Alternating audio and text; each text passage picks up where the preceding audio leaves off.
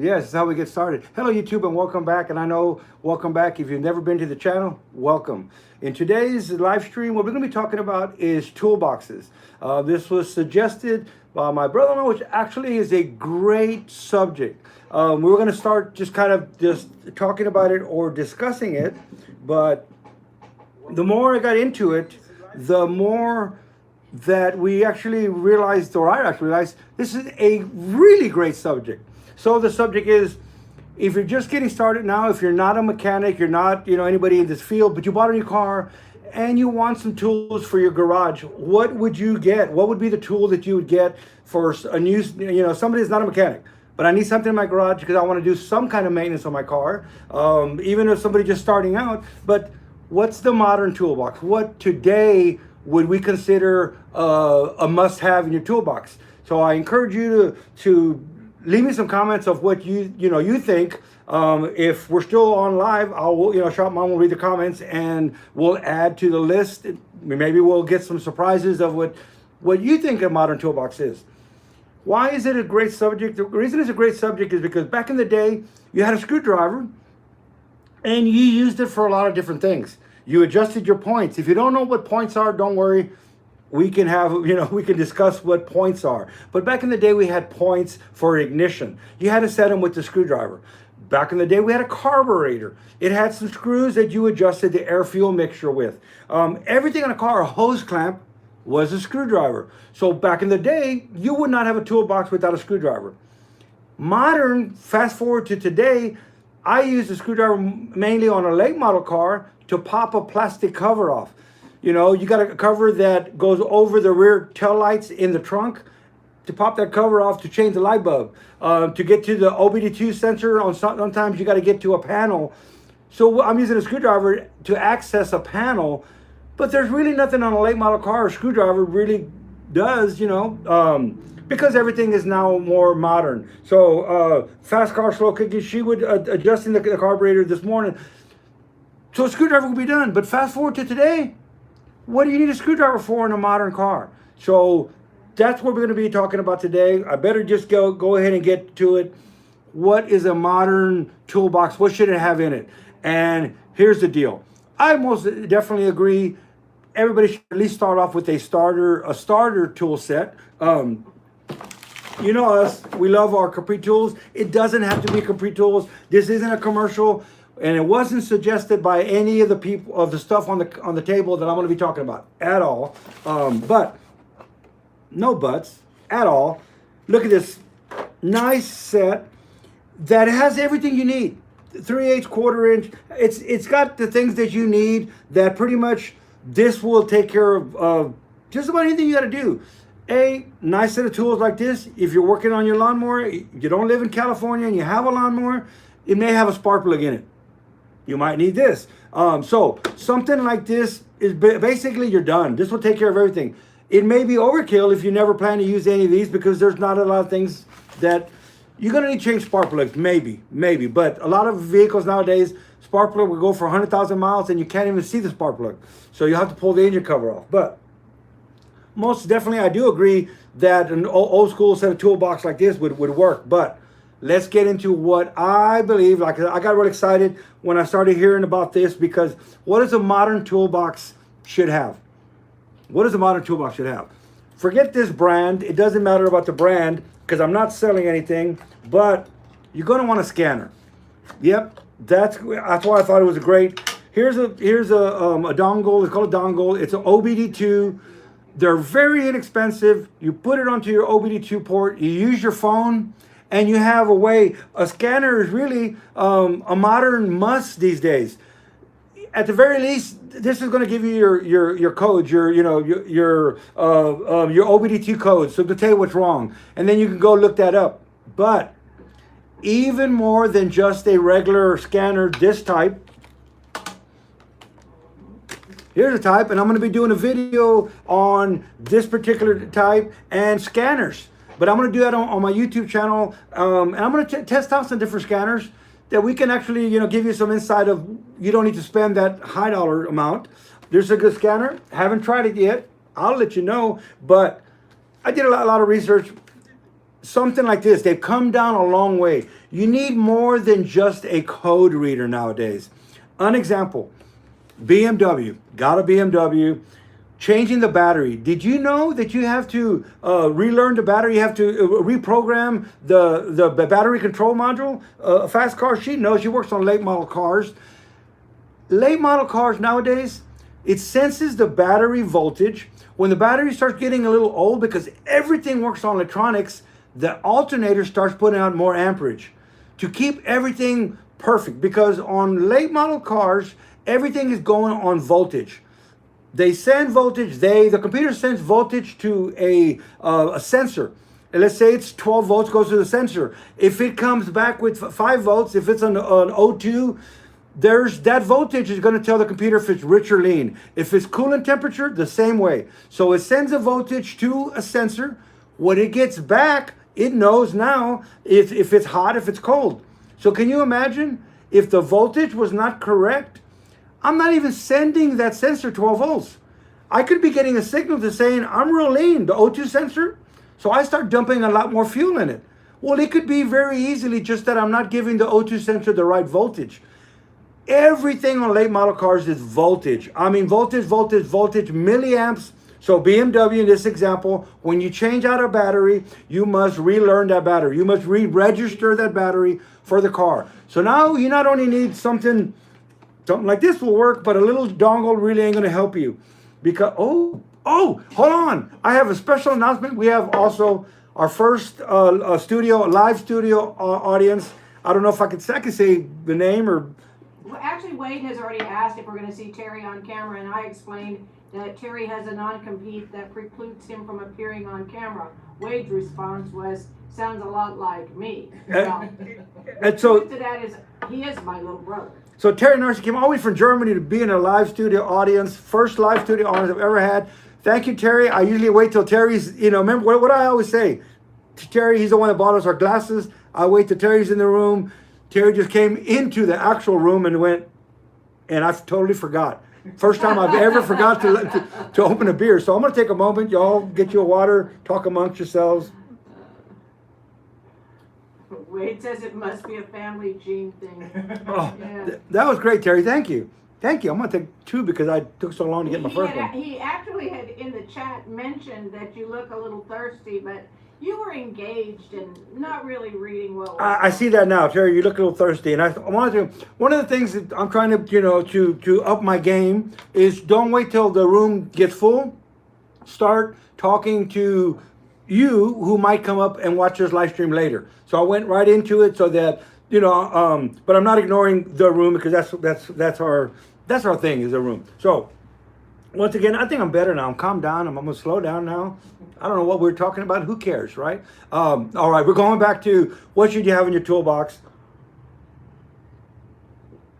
So a scanner, like I said on this BMW, once you put a new battery in, if you don't register that battery with that car, it thinks the old battery is in it. So as the battery started getting older, it started giving it more amperage. It's always doing this to keep the amperage coming out perfect so that all the electronics work perfectly. Everything is on milliamps and voltage, so everything has to be this way. When you put a new battery in, if you don't re-register that battery with this computer and let it know there's a date that it got installed, all this was put into when you programmed it in there. So we can look on there and go, this battery was, this battery is 2 years old, but the last time that the car had a battery registered was 5 years ago. In this particular instance, the battery terminals were bent, it overheated, it overcharged the battery.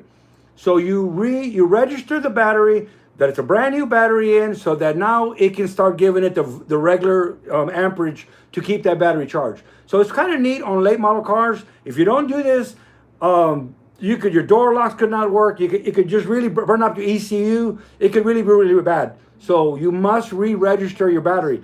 How do you do that? You buy a battery yourself, because I'm a DIY guy, but I got to take it to the dealer to get them to re-register. They're going to charge me $150, or I've heard stories of a lot more, to re-register my battery. Well, here's the deal. How do I drive my car to the dealer so they can re-register it if I put my own battery in? So it's almost like you got my hand behind my back that I have to take it to the dealer and have them put a battery in it. Well, what if I want to buy a battery from all these stories. So here we go. Papacito here got it all taken care of with this scanner.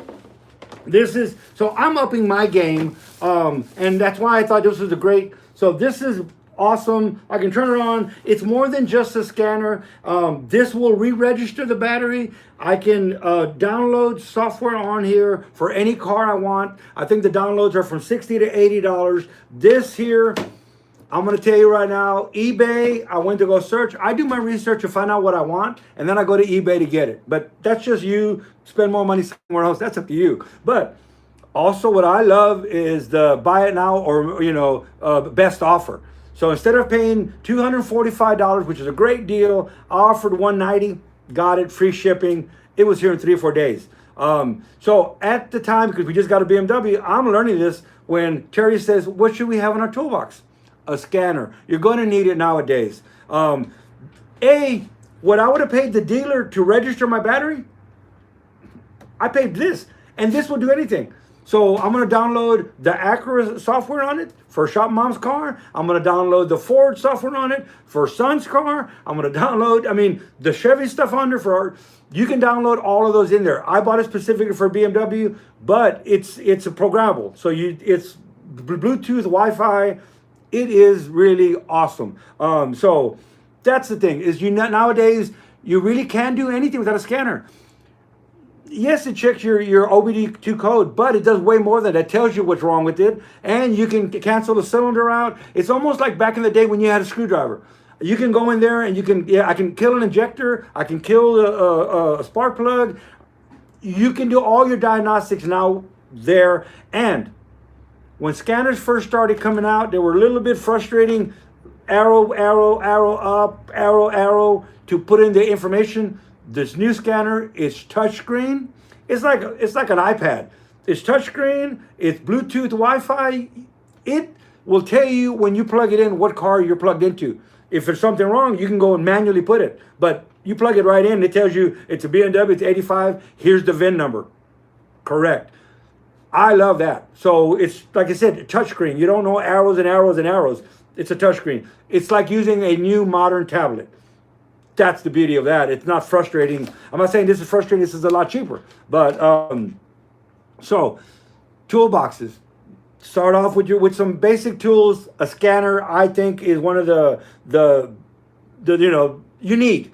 Everybody go out there. I'm gonna say everybody go out there and buy a scanner, but unless you want to pay somebody else to do stuff for you, like a lot of times, how are you gonna get your car over to the dealer to change your battery? And that you have to take your car. And Mercedes is doing the same thing too. All modern cars are doing this now. So you're telling me now I'm tied to the dealership because there's not a lot of shops that have these scanners. They come down in price. For the price of me going and getting that done, I bought that. Now I have it. I don't want to keep going on scanners and scanners and scanners. No, we want to switch to something else. There have to be more tools in your toolbox than Yeah, okay. I did a brake job on Shop Mom's Acura. You can't put brake pads on an Acura without a scanner to move the pistons back. Yes, electronic brakes now on modern cars need a scanner so that you can do a brake job. So if you're doing a brake job at home in your garage, you need a scanner. All right, what is a modern thing that if you have a modern car, I'm going to modern toolboxes, but I do believe in this, okay? Oil analyzation kit, oil analyzing kit. Don't look at me for the right way to pronounce the word. Speed diagnostics, I believe is the way I'll put it out there. Y'all can get it. Awesome. You take an oil sample, you put it in the jar. It even has the FedEx box, or the not FedEx, but the post office box. You fill this information out, you put it in here, you close it, you ship it, that's it. It comes back. They're not the only ones doing the oil analyzation. Pennzoil does too, and I used to use them as well. What is the difference? The difference is when I get back my oil analyzation from Pennzoil, which is awesome. I sell that one as well. It's a little packet, the same thing. You fill it out, you buy it here, you fill it out, and you ship it. You can buy it online, pennzoil.com. They'll analyze it, send it back. Well, when you get back, that's perfectly fine. If you can read a sheet that has a bunch of numbers on it, and a bunch of the silicon, how much is silicon, how much brass, how much this, and how much that, All that's great. But if you don't know how much is okay for it to, how much silicon is okay to be in there, or how much, lead is okay to be in there. So there's a bunch of numbers on a sheet. They will analyze it and then send you a report of what they find. So this is from Lake Speed Jr. You watch any of my videos, Cholo Seal Rings, Lake Speed Jr. This is his product. I'm not selling anything here. I'm just saying a modern toolbox now. And you think, well, what do I want to analyze my oil? Especially on something new.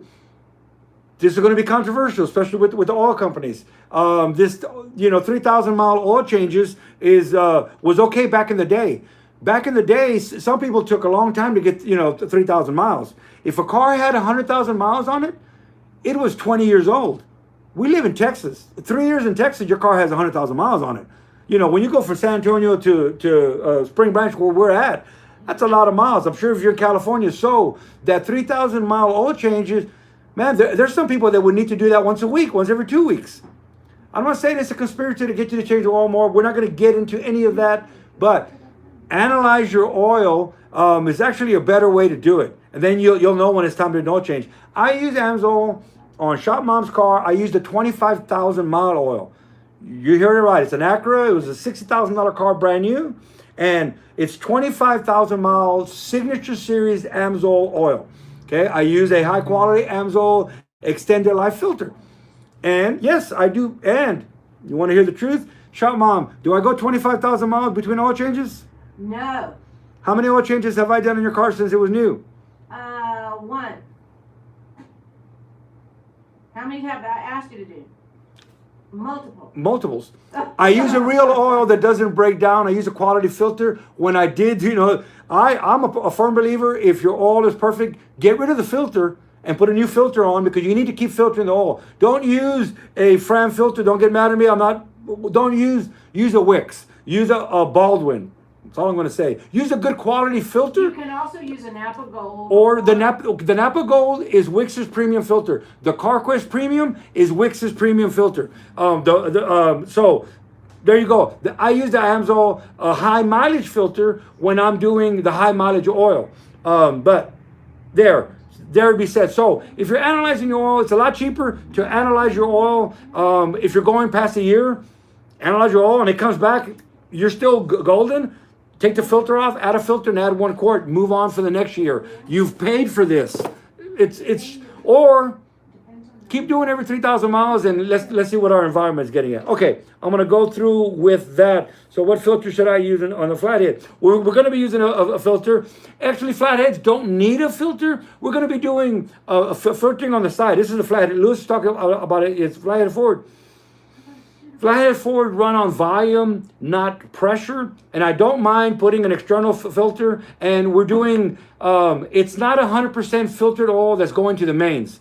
You have to know the flathead world to understand what does that mean. That's not bad. Really, that's not bad. Look how many flatheads running out there that have never had a filter and don't have a problem. It's a soft Babbitt rod. And we can go into why that's important. So we're going to be doing is a filter. It's an external filter, and we're going to be filtering about 80% of the oil. The main on the flathead gets filtered right off the pump, right? It goes through the housing. So you actually have to do a lot of modifications to take it away from that, out of the oil pan, go to a filter, and then come back in, or to the back of the engine by the flywheel. It's really quite difficult, and I've seen more engine failures because it was done wrong. So even Ford started adding filters on, and on some oil pans, you'll see there's a hole in the side of the pan. It'll either have a plug in it or on the side of the block. That was to return the oil. So what we're doing is we're getting oil pressure. It's feeding the engine. There's a T, it goes to a filter, and it comes back into the pan.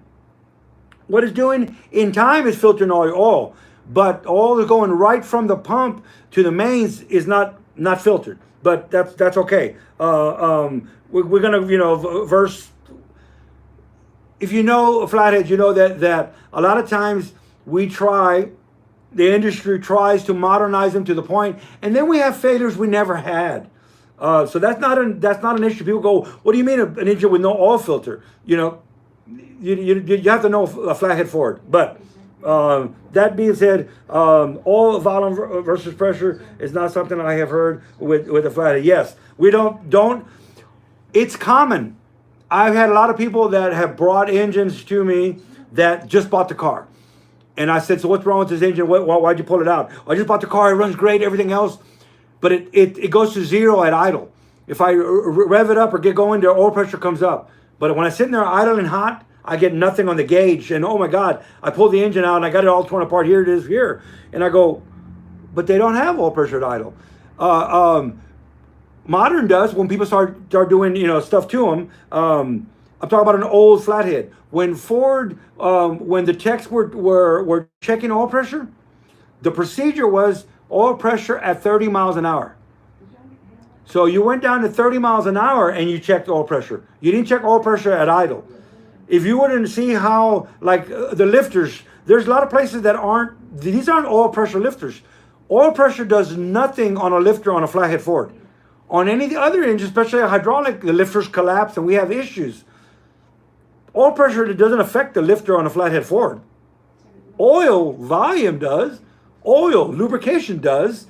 Pressure. In fact, if you try to crank up a lot of pressure, now all of a sudden you're adding a load that you never had an issue with. Oil pressure, think of it in your head. Oil pressure is just work on the oil pump. You cannot compress the liquid. If I have 60 pounds of oil pressure, that's a lot of load. I almost need to put oil pressure on the dyno and just see how much oil pressure, how much horsepower you lose per pound of oil pressure. And maybe that's a good, we're doing some neat things on the dyno. We're doing some collabs with Faye. We're onto something. So maybe that would be a good thing, but we're not going to get there. But Ford flatheads, it's volume. A lot of people, like I said, have either talked to me or I got a little plaque from the Texas Regional Flathead Ford. Don't worry about oil pressure at idle on a flathead. If it's new and you try to tighten stuff up, you'll have oil pressure, don't get me wrong. But if it's an older car that you bought and it goes down to zero, listen to it. And you're going to go, oh, beautiful flathead sound. It's not knocking. It's not thing. Don't worry about zero oil pressure at idle. It should have a little bit more than that, but I've seen them to have nothing until you rev it up. So, okay. So modern kit, we want to get the oil analyzed, I think, and some kind of scanner, a basic toolkit, but everything nowadays, I think a scanner would take care of everything. Analyze your oil. Don't do as many oil changes as what you've been told, and you'll be good to go. All right, I haven't had much beer because I've been talking and not reading. So, Shop Mom, what's happening? Lewis Brooks remarked about volume versus pressure is not something that he's heard of with a flathead. Yes, and I did see that. And he also says that VWs didn't use a filter either. Yes, don't get, and I know it sounds weird. What? No filter? And I've torn apart many flatheads. Believe me, I've seen more problems with somebody adding a filter. I've seen more. It's weird. A lot of times when flatheads come in, it's not an inherent flathead problem. It's an inherent somebody went and read something, saw something in a book, saw something on YouTube. You didn't see it here, but there's a lot of info out there. I bought this book and this guy says this is a must. I bought this book, the guy said it wasn't. So I added it. A lot of times when especially flatheads, the problem was not a flathead problem. You made the problem. You tried to advance something that didn't need to be advanced. You tried to add a filter and you didn't do it right. You didn't do it correctly, and then you burnt the motor up because I can go on stories with flathead Fords, and the majority of the problems is man-made problems, not the flathead Ford, which is the man-made engine. So I don't know if that's right or wrong. Okay, so if we're done talking about tools, maybe there's nobody else had any tools. Tool questions, tool answers, use tools, don't be a tool. I don't know. And so since we do have a family member that has a medical issue today, if there aren't questions, folks, you know me, I'm willing to wrap it up early. Y'all got something you would like Danny to address? Go ahead and say so. Because Shop Mom's ready to head out. We do have a family with some health issues. But Hi, Austin. but that is Austin here. Yes. And Austin, we're gonna do. You know, I don't need to talk about it. We're gonna do some collab with one of our viewers, customers on scanners. So look forward to that. I think I'm actually gonna do a YouTube video on that. Okay, so I don't know. I think I went just too crazy. Not enough beer, too much beer, not enough water, too much water. I don't know. Well, you would know either one of those, and it's not too good to have too much of anything, but always remember to hydrate. So when having alcoholic beverages, make sure you have water handy as well. I'll talk to Lewis Brook. Lewis, John Mom just checked again, and we know what we're talking about, connecting rods. And what was the answer 2 days ago? Still waiting. Still waiting, or the answer I keep getting every time, just buy the whole complete stroker kit. We got that ready, but not the connecting rods that we need. So, but we're still, and I keep on January, February, the last, it was March. You checked 2 days ago. We're still waiting for connecting rod. Look at Luke's comment. Yes. Remove filter first, drain plug second. Sometimes there is a drain back that's missed if done in reverse. Yes, and there's different vehicles that the way that you drain the oil, you could burn the motor up right there. I don't want to say go look at Faye's video with it's a TikTok. So that's actually a very, very good subject. that is a good subject. So let's look at that. Is there do your research and find out the proper way. Okay, back in the day, the oil changes didn't make a difference, and we did used to back in the day pull the filter off first so we can get as much oil draining out, old oil out, and then we go drain and warm the engine up first so it's hot, it's warm, you get more oil coming out. Then we have this animal right here that changed the world on how you did oil changes. Cost many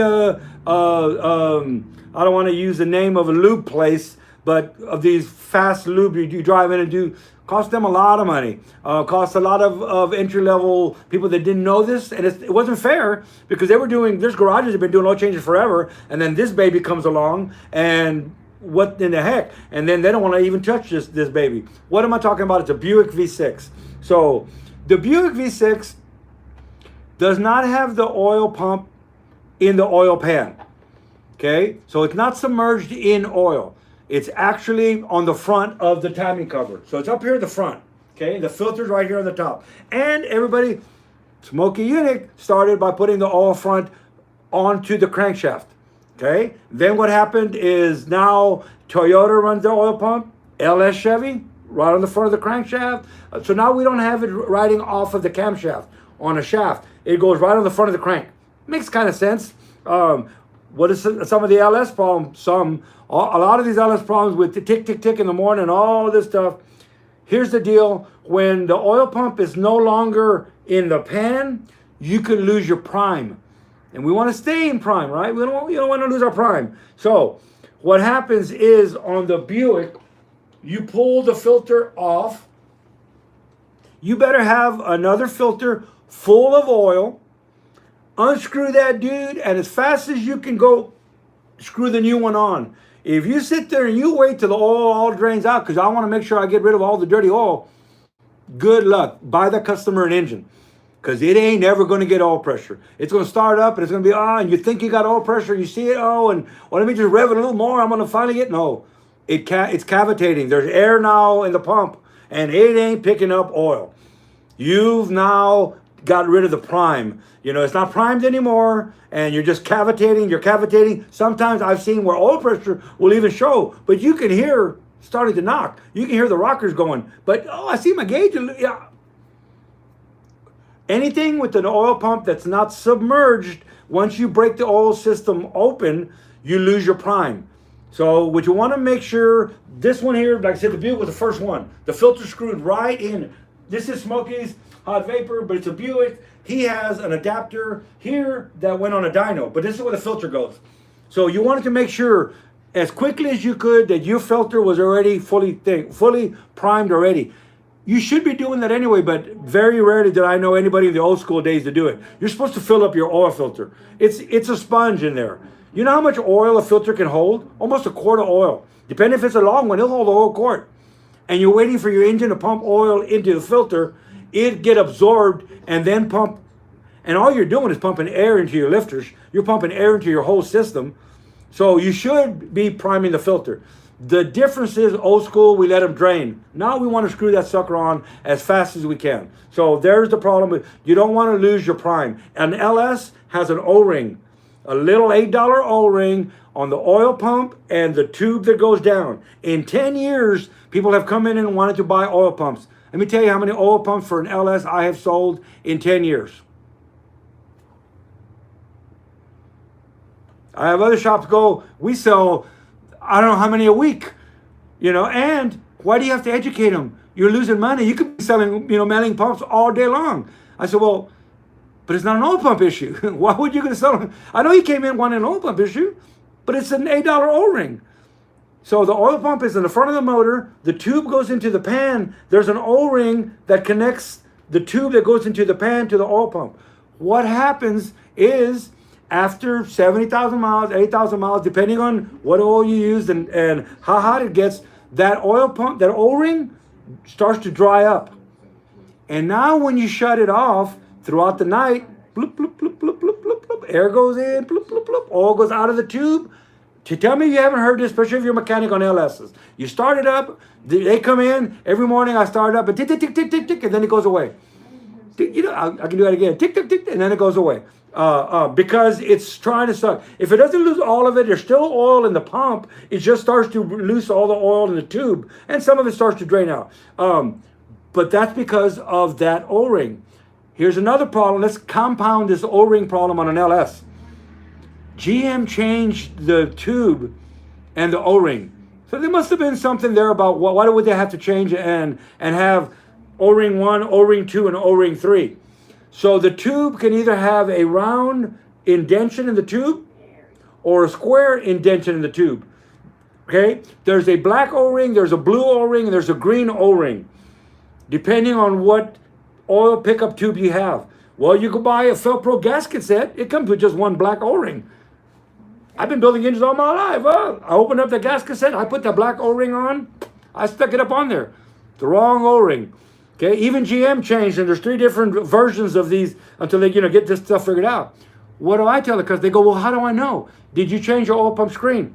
If they did, well, then I go call the manufacturer and tell them what O-ring they want.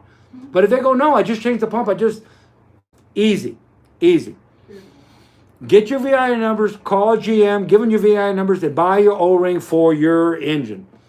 It'll be a green one, a black one, or a blue one. So that's one of those instances that working on it has caused the problem that wasn't really there. But the O-ring shrinks up.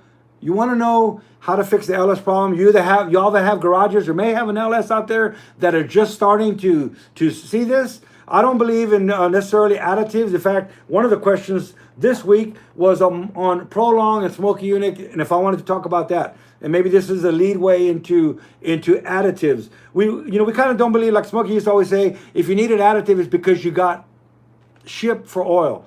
So get real oil. You don't need an additive. Okay. Yes. Before you switch to another topic, yes. Peter Blair says, remember our buddy Peter? Yep. Came to the party late. Let's ride. What is Danny's favorite oldest tool in the toolbox? My favorite oldest tool in the toolbox. Wow, that's a good one. Let's take a minute and think about this. What of your oldest? The oldest tools that you have, are they from Chief or are they from Smoky? Yeah, I have them both. So that's what I have some that were my uncles, and I have some that are Smoky Unix. One of the favorites is right there in that case right there. That's his valve checker, my valve checker now, but very old and that's very good. Anything that my uncle had would most definitely be, I have a screwdriver. That's the only thing I have left of my dad. So I have a screwdriver that I kind of always make fun of. You want the screwdriver? Come back. Well, I come to find out. Well, that's not going to happen. That ship has passed. It's really sad when you find out your father passed away 30 years ago and nobody bothered to tell you. Yes. So if you heard shot, my dad passed 30 years ago, and it was 10 years before that I saw him, and it was 15 years before that I saw him. It was not. Well, it was a long time. I've seen him anyway, it's been 30 years and didn't even know he passed and wasn't even aware of it. let that be what has happened to you that got you to this place. Makes you, but it doesn't make you. It doesn't make you who you are, but it's made you who you are. Kind of, you understand? So people always, when people come in and go, oh, I have this issue, divorced parent, at that point I say, well, there was no need to know that, but let me tell you, I haven't seen my dad. I have, you know, and they're like, wow. I said, yeah. Do you? That's what's happened to me. That's not what makes me. You know, or maybe that's what makes me, but it's not defining who I am. Is that a better way to put it? I don't know. But so did you see Lewis's comment about his favorites are his grandpa's tools? Exactly. You know, that's why I'm thinking, because I have other tools, but some of the old flathead tools my uncle had, I'm thinking of the bar. You know, some of the older tools are golden. I have a ridge reamer that was Chiefs. That I was thinking of that first of all. My carbide bits that I port with and stuff, I have some of the carbides on a plastic fishing box that we used to use when I do crack repair and whatever. That's all those tools going in a little fishing box, whatever. I still have that plastic. The lids broke off a long time ago. I keep that because that was Chiefs. It was.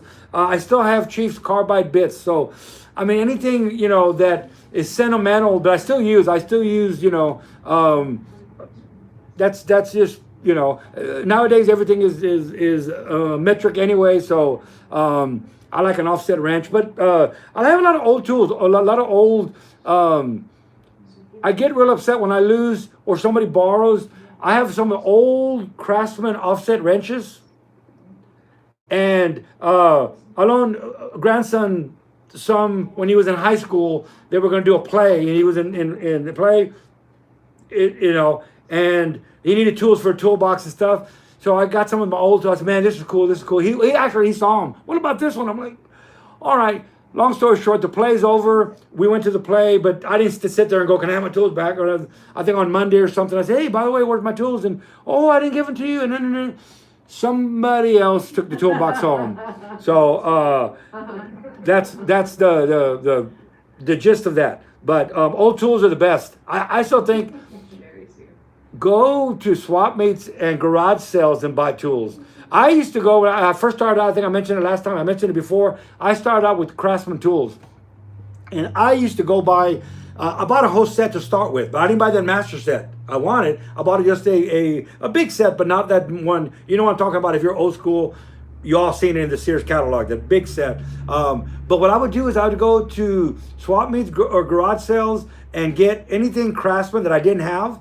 Didn't care if it was old and rusted, because I would go to Sears and get me a new one. Exchange it and get a new one. The last time I did this, I had a ratchet, an old ratchet. Loved it. I took it to Sears, they looked at it, threw it in a box, and they had me some Chinese ratchet that I'm like, can I have my Craftsman back? That, you know, was, you know. So anyway, don't let me go there. Now I want you to notice that Superman wants to know, did you lend out your straight edge? Did I end up my straight edge? No, I almost hit somebody with it, but no.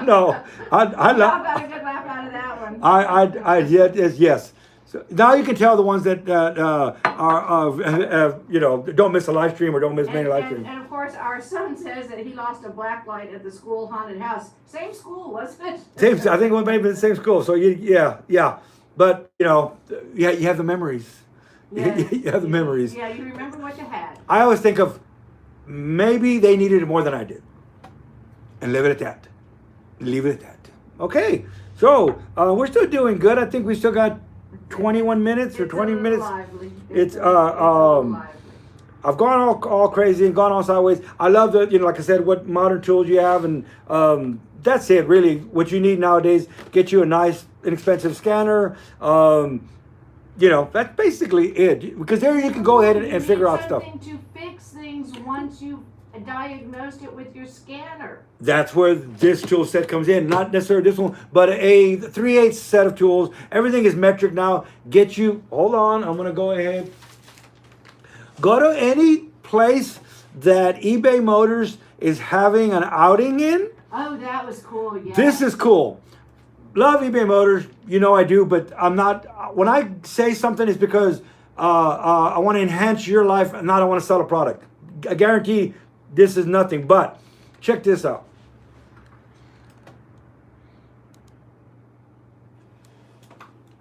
Isn't that smart? Just 10mm sockets. Those that know. Those that don't, ask. You're going, why is that so funny?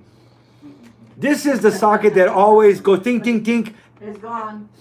And who knows? Who knows where it goes? There's something with, it's like a sock. I think back in the day we had a sock in the dryer that just disappeared. The modern sock in the dryer is a 10mm socket. So at any outing that eBay's been doing this last year, I think I got these from SEMA. They didn't give me this. I went just like you and me, went to SEMA, went to the booth. I stood in line and you know, I'm still that kind of guy that gets in line and I want to get a set of these sockets. So these were giveaways, but they've done them at multiple different events. I've gone to different events and they had them there. I already have one set. I thought about picking up more. Actually, I don't want to lie. I did pick up another set.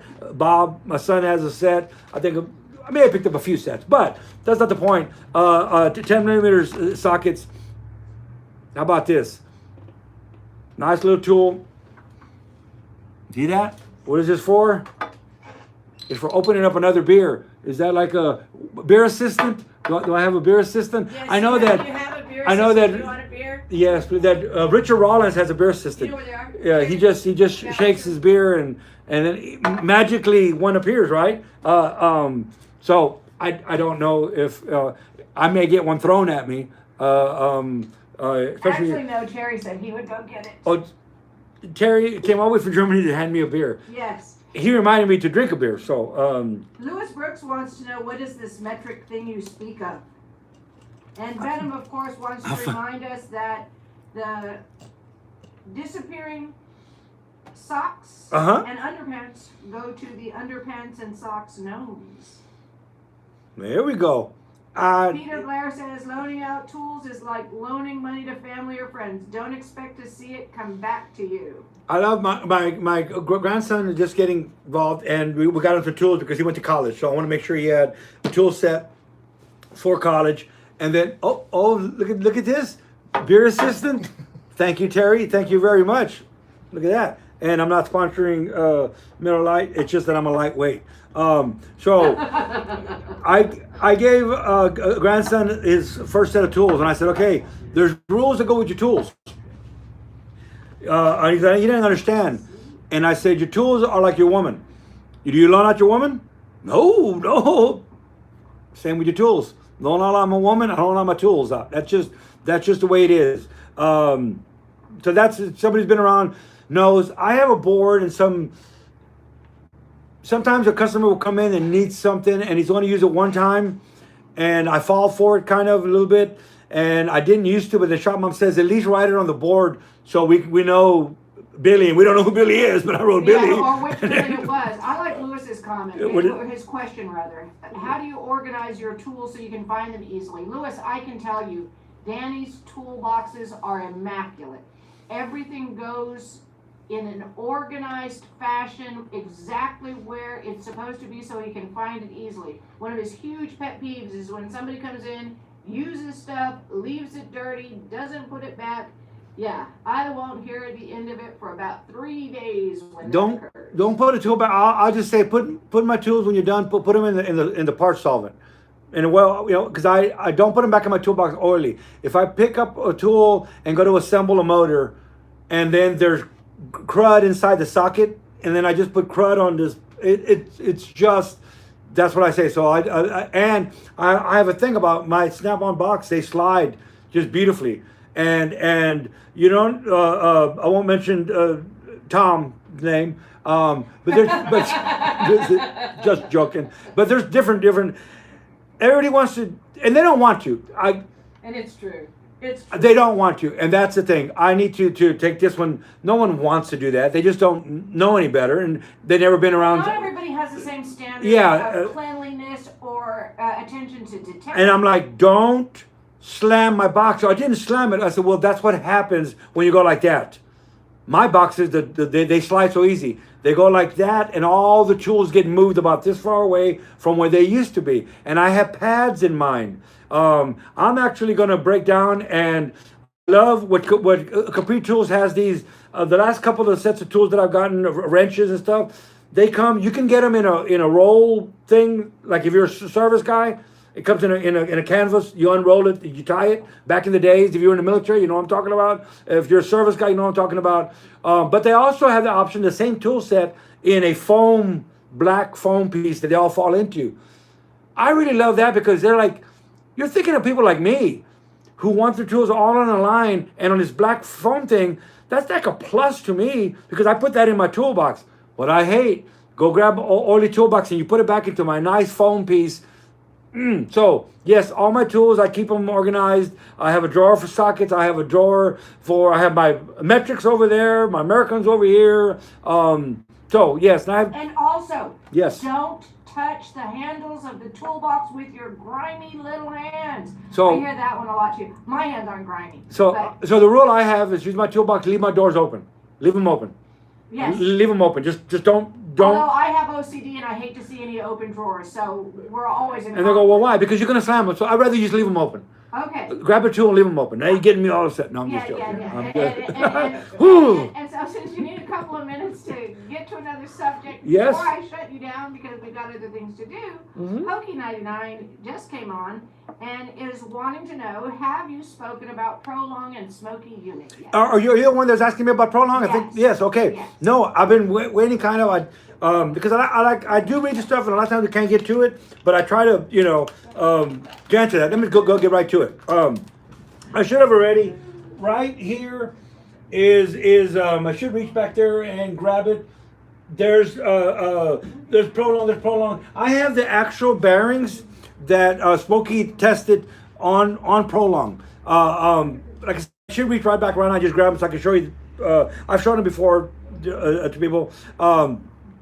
So we're at SEMA years ago, and I can pull the pictures out. We're at SEMA. Smokey is there. His wife is there. He's giving a seminar on horsepower, and all of the greats in my mind. Earl Gettery, I can pronounce his name. The sprint car engine builder world is there.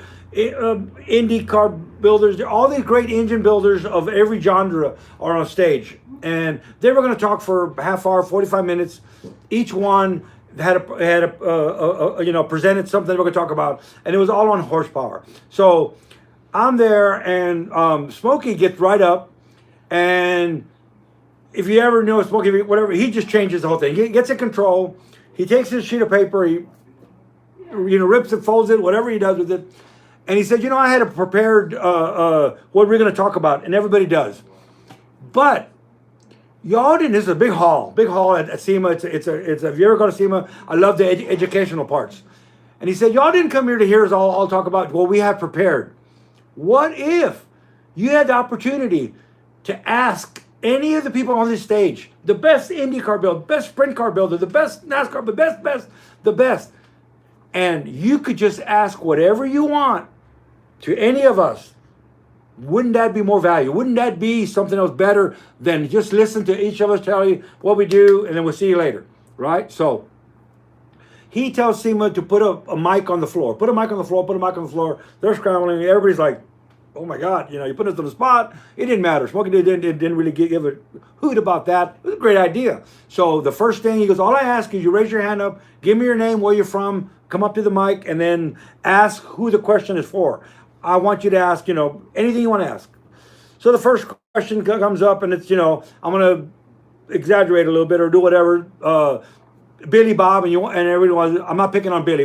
People always go, why do you use Billy? It could be Jim Bob. It could be whatever comes up. I'm Jim Bob from the backwoods of whoever. It might not be the backwoods. It may be the front woods. It may have no woods to do with it at all. But I don't remember his name. I remember whatever he says. Boom, boom, boom. My question is Smokey Unit. Nope. He gets up to the mic. Okay, Smokey. Wasn't it true that in 1968 when you were doing stuff for Chevrolet and the Corvette and you were on the track and they were testing it, that you were actually in the car and you stuck your head up and GM got up? And he's like, man, backfire. It's like, we got irritated. He's like, you could ask anybody here anything and you want to ask something about that? It's been written about. It's been true. Move on. Move on. It's been true. He answered it, but move on. Next guy comes up, Jimmy Bob from the front woods or wherever he's from and whatever, same thing. And Smokey, isn't it true, whatever, you had booth babes and you had, at Indy, you had girls on this side and you had girls on that side and you were just a woman. And mind you, all of those questions were being asked while his wife was sitting Yes. right there. His wife was right there. It's not like she didn't Very know. disrespectful. Have you read the books? Not like she didn't know. It's not like, but you got to read the books. Okay. So anyway, it went on for 2 or 3 people, and he was getting quite irritated. At the time, you might not believe that I'm real shy, and I don't really like to talk to a lot of people. Yeah, none of us believe that. You might believe that at the time. So once I get into a subject that I'm comfortable with, I just don't really, But most people wouldn't believe I have a speech impediment. Some people might. Some people, yeah. All right. All that being said, it was quite nerve-wracking, but I was feeling his pain, and I was like irritated too. So raised my hand up, got to the thing, Dan Solis, Mission Auto Parts, San Antonio, Texas, Smokey. I said, Smokey, I got a question for you. I said, everything I know, my whole essence is what my Uncle Chief taught me. But then there was there was the other side, and it was everything you wrote. I couldn't wait to get a Circle Track magazine, anything that your written word, man, we couldn't wait, to get it. So I said, that's my essence of the essence of who I am. I said, I said, and so what I know about oil, I know from you. I said, so what I know about oil is that an oil, buy the best oil. If you have to add an additive to it, you have shipped for oil, quote his, and that you get the right oil. What's the right oil? Synthetic oil. Out of his words, I said, this is what I've been, reading from the Circle Track magazine and everything else. I said, so Smokey, I said, all that's my answer. I said, because of you, Smokey, my lawnmower has synthetic oil in it. My doors have synthetic oil on the hinges. I said, but Smokey, you got Prolong on your shirt. I said, Smokey, what's up? And you could have heard a pin drop in that room. It was quiet. Smokey and he looked right at me, and he just came alive that's the kind of questions we want. That's the thing. And then he went down and he made everybody answer on oil.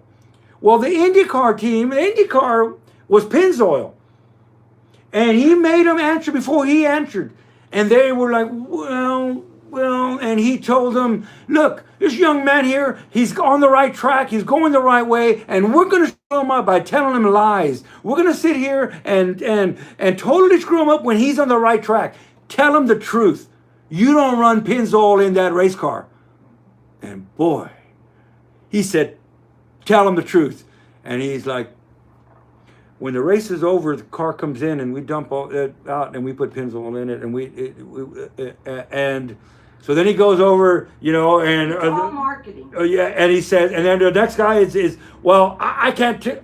Well, what I will say is I flew in today on my private airplane and I have synthetic oil in it because he didn't want to rag. Everybody's there to sponsor somebody. They're all there for some reason. Like I said, that was the Pennzoil team right there. And here's the next guy, and he says, I will tell you, I did fly into my private jet and I have synthetic oil in it. That's what I'll say. The next guy says, we have a $high dyno. It's a German built. It's just, and at 1,000 or 2,000 horsepower, whatever, he said, the bearings keep going out on the dyno. And what I will say is we replace them with these $high German bearings, and I put a drop of synthetic oil in them. We haven't had a problem. And didn't want to fully admit to the engine that the team he's working with.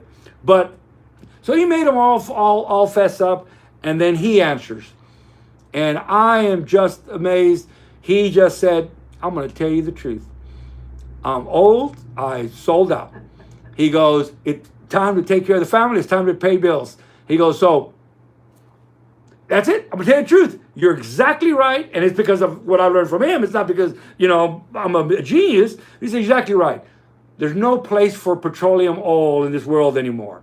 Petroleum oil came out of the ground. It's crude. It's rude. It was perfectly fine for a Model A. It was perfectly fine when we used leather for bearings. We now have modern, sophisticated engine. And this was in the 90s. Now we're way more modern, sophisticated. Using an analog oil in a digital world. That's what I kind of call it. And we need to now have a man-made oil that goes in a man-made engine. You know, so it worked fine. When a flathead Ford, it worked fine. In fact, I tried to force feed a flathead Ford synthetic. Live and learn. So there's things that, anyway, he told the truth. He answered my question. There's my answer on Prolong. Yes, he did sell out like this is his words, and on Prolong and an additive. Once I got years later, and I'm, you know, the family gifted me with a lot of stuff. Anything that he touched, I'll take. You know, I take a pencil on a piece of wood or the box, lay a sheet of paper on it, and I use the pencil lead to try to bring some smoky words out. I smell stuff. I look at stuff. I'm anything is, you know. They're like, you want a box of old gaskets? Hell yeah. You want a box of old, you know, honing stones? If I would have taken the box of old honing stones, we wouldn't have found the bottom layer was every influential engine he ever built. He wrote the date, the engine. Christmas Eve, 1968, I think I have to go back and look. The first of the 67, whatever.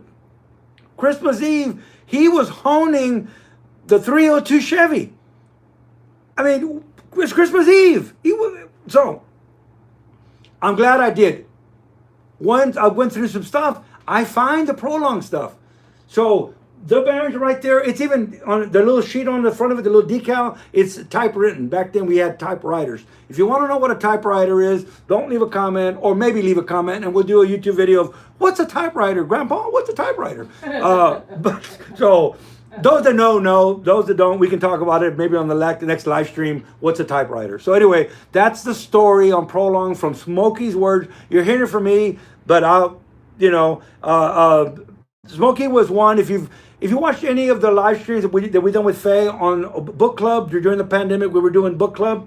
I have yet to this day found anything that Smokey said that was not true.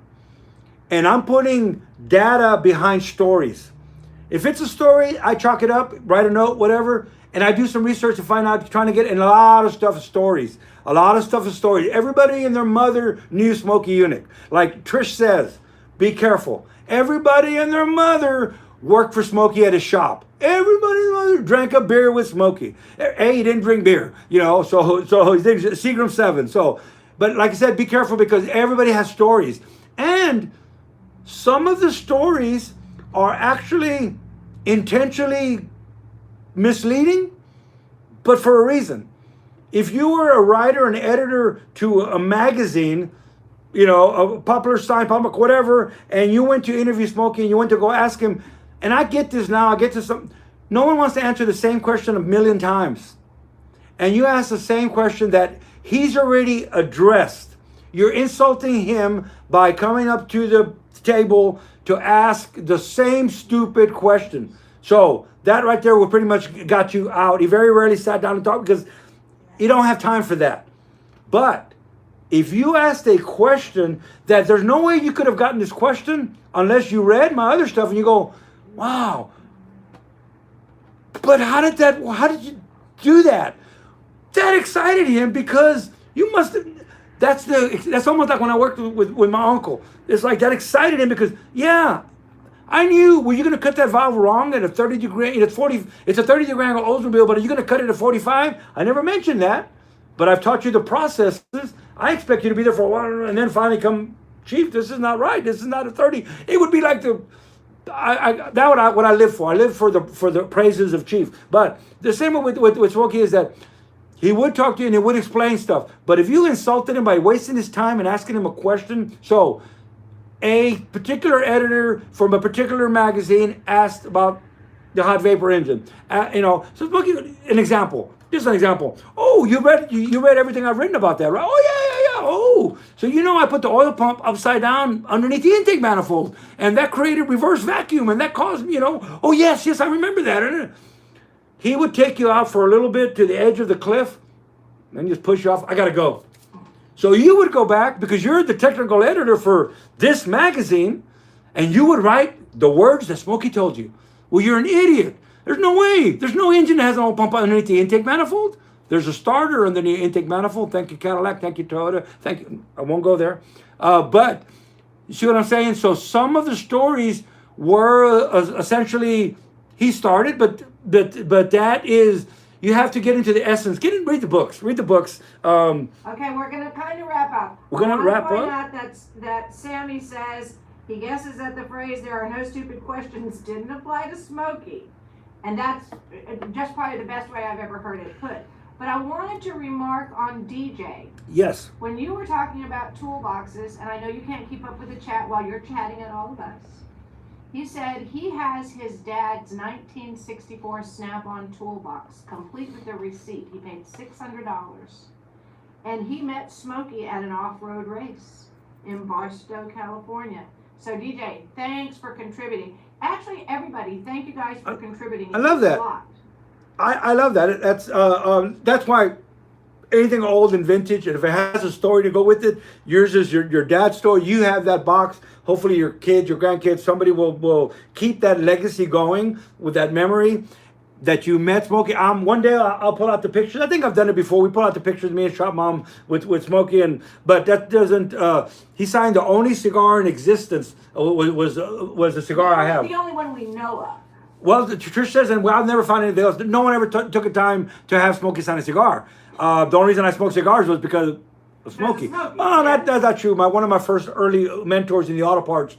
I love the smell of a cigar in the auto parts. But all that being said, thanks everybody, and this is great. Luke thinks that we shouldn't be wrapping up because we're getting down and dirty with motor oil. The fact is, guys, Terry's here. Terry, TR in the chat, is my brother. We've only got a limited amount of time with him before he has to go back to Germany. I don't know why he's got to do that. Something about work, blah, blah, blah. I like Michael Sullivan's. We can keep going, and maybe next Friday. Join us next Friday. Maybe this is a good way to. And you know me, I'll talk about anything. I kind of like. I'm glad we got to the prolong thing because that was a question that is asked, and I was gonna type it in. I'm not good at sitting there typing in these long stories, just long responses. But I'll come up on screen and just talk till the cows come home. You know what that means. But maybe we'll keep this going next Friday. Hit me up on the comments, the comments below, and that's actually kind of good because it gets us primed of what we're going to start. I'm starting to, right when we get going, the first 5 minutes, 3 minutes, start with something. After that, we'll go with whatever y'all want to go with. But I don't want to sit for 5 minutes and go, how's everybody doing? And anyway, we're going to go see some family members. We're going to take Carrie out for dinner. We're going to the hospital. We're going everywhere. Everything is good. Hold on. I'm going to hit my peace and assembly grease, everybody. Thanks for being here. We'll see you next Friday. Leave me a comment and go hug somebody. Anybody. Oh, that could anybody. It'll freak them out. That could get you in trouble. You might get you in trouble, but it'll freak them out too. Be nice. All right. We'll see you next